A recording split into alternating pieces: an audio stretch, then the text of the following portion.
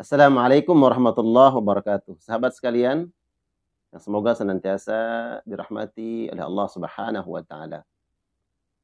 Al-Imam At-Tabrani meriwayatkan dari sahabat Abu Hurairah radhiyallahu taala anhu bahwa pada suatu hari Nabi sallallahu alaihi wasallam berbincang-bincang dengan para sahabat. Tiba-tiba ada seorang pemuda nampak lewat di kalangan para sahabat yang sedang bersama Nabi sallallahu alaihi wasallam. Nampak dari pemuda ini dengan penampilan yang tidak rapi, compang-camping, terlihat lelah. Apa sebab? Karena dia pulang dari tempat dia bekerja. Apakah mungkin dia bekerja di perkebunan? Nampak memang bahwa dia seperti orang yang lelah. Kemudian salah satu seorang sahabat bergumam mengatakan, melihat tubuh pemuda ini seandainya kalau dia gunakan seluruh waktunya untuk jihad di jalan Allah, pasti akan besar pahala serta kebaikan yang didapatkan oleh pemuda ini. Nah, mendengar ucapan itu, kemudian Rasulullah SAW merespon dengan ucapan beliau mengatakan, wa ma sabilullah illa man qutil. Apakah memang hanya jihad di jalan Allah, yang terbunuh di jalan Allah Subhanahu wa taala dianggap jihad? Ini pertanyaan Nabi sallallahu alaihi wasallam sebenarnya bukan bertanya, ya.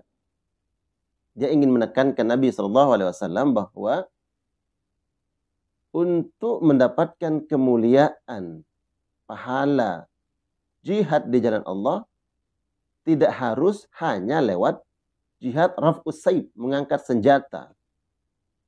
Jadi Islam tidak membatasi hanya mengangkat senjata, memerangi orang-orang yang memusuhi Islam, kemudian kita mati di jalan Allah.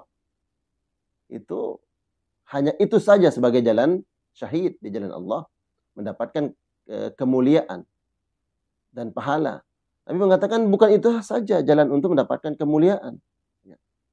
Dan hadis ini bukan kemudian mengkerdilkan makna jihad, tidak. Rasul mengatakan man sa'ala walidahi fa fi sabilillah. Barang siapa yang berusaha, bekerja untuk memenuhi kebutuhan walidahi, kedua orang tuanya, fa fi sabilillah. Orang seperti ini dia sedang berada di jalan Allah.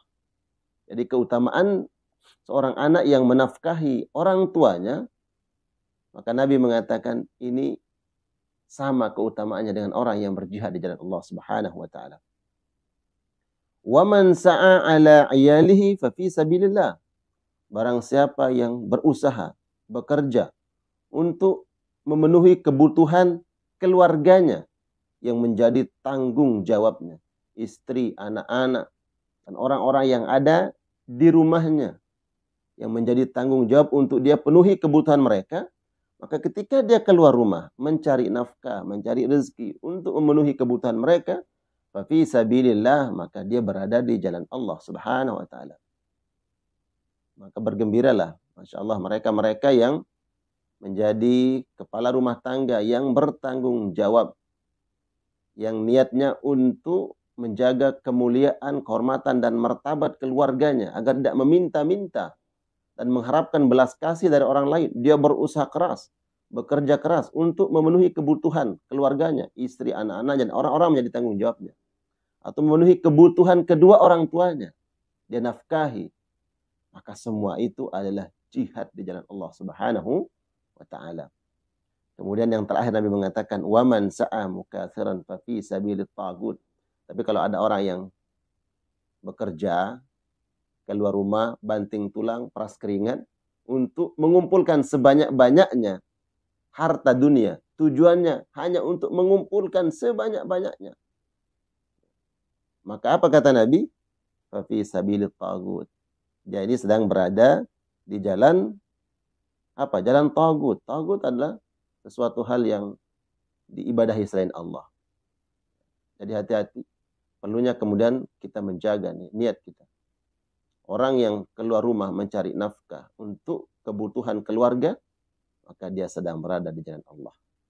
Orang yang keluar rumah bekerja untuk memenuhi kebutuhan kedua orang tuanya, Mungkin dia belum punya istri, belum punya anak, belum punya tanggungan. Tapi tujuannya untuk kedua orang tuanya, maka di jalan Allah.